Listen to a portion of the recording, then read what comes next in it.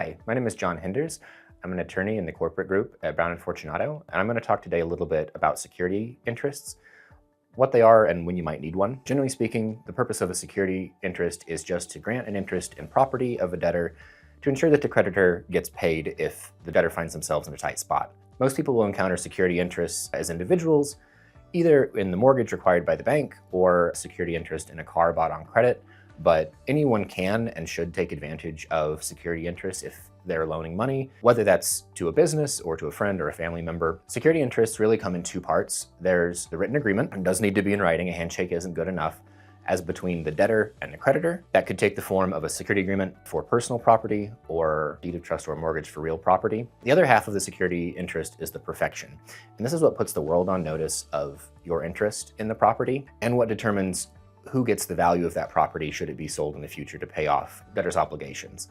So this is incredibly important, both as against other creditors and if the debtor is to file bankruptcy, it's what ensures you get paid based on your security interest. What kind of property determines both the documentation and the perfection? For personal property, typically the relevant document will just be a security agreement, and it'll be perfected by filing a UCC-1 financing statement with the Secretary of State of whatever state the debtor either lives in or if it's an entity where they were formed.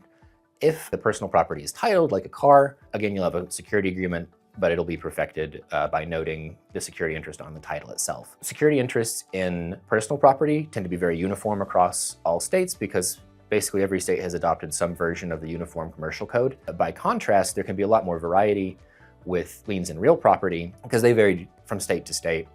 The security interest could be created by a deed of trust or a mortgage. In either case, they're going to be perfected by recording that instrument with the county clerk, wherever the real property is located. If you have any questions or we can help with creation of any loan documents, including security agreements, we encourage you to reach out to us at Brown Fortunato.